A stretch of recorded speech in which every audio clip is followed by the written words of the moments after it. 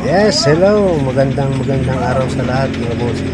Tara, samahan niyo po kami at magbabaklas kami ng tower.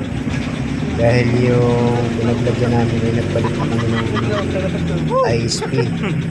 Dating naka-Silvis, ngayon ay naka-ano na siya, naka-Starlink.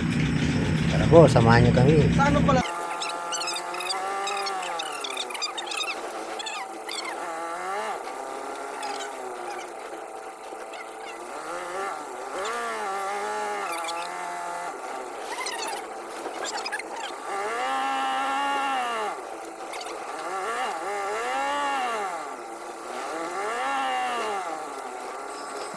At yan lang ang pinakita kong danan yung pangit. Pero maganda naman talaga ang daan dyan.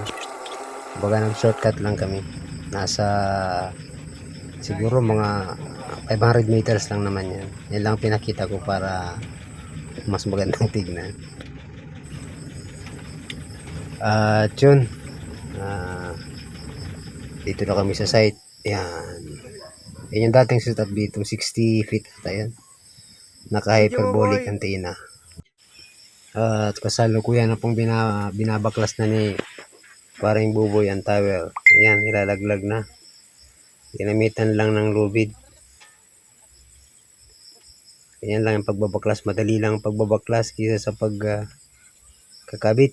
Halos inabot kami yan ng isang araw. Dalawa lang kasi kami nagkabit yan dati. 2 taon na ang nakakalipas. Ngayon, pagbabaklas, 3 na kami. Kaya mas madali, halos 2 oras lang.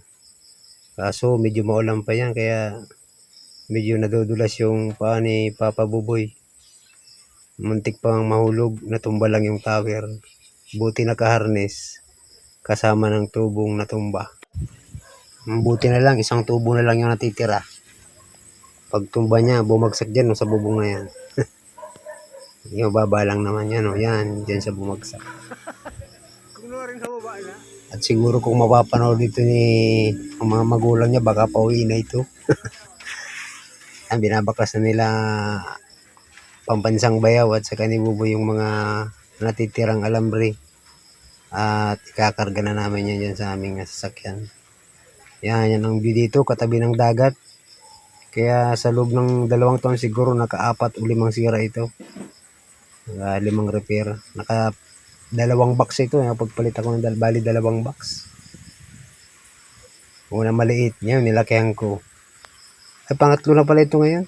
Pangatlo ng box na nilagay ko dito. Binago ko na ito eh. Pagpalit ng ISP, pinalitan ko rin ng box.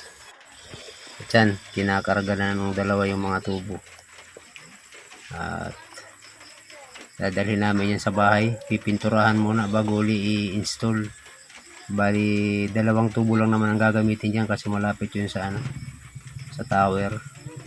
Hindi mahirap ang signal, hindi katulad dito talagang 60 feet nga ay hirap pa. Sa tatabingan ng mga kabundukan. Kaya medyo nagpalit ako dito ng ISP. At so, naikarga na. Linis-linis na lang tayo mga brother. At yung silipin muna natin ang ating setup dito. Ay nasa 1 kilometro itong naka-fiber galing dun sa kabilang tower sa ISP nito. Papunta dito, tapos dito may nakakabit na 2 bendo. Isang naka P2P at saka isang naka fiber. Yan. Yan ang pangmalakasang setup dito, naka floor mat. Talagang hindi mababasa. Silipin natin ang likod. Ayun pa lang muna, access point. Access point na lang yan. Saka ito yung sub window, ito galing dun sa main. Dati ito ang main window. Sub window na lang ito.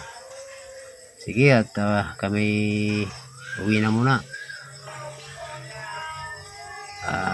Si Buboy ay excited na umuwi. Pa-switch hub. 8-port na switch hub.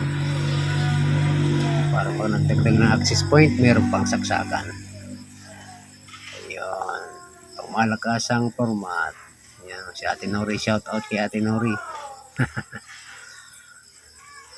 Nori Piso Wi-Fi. At yun, yan na. Ayan si Buboy, kahit nakasakay sa L300, nakaharness. Baka mahulog sa L3, nadara. Uwi na. At yun, pagdating sa bahay, yun ay pipinturahan.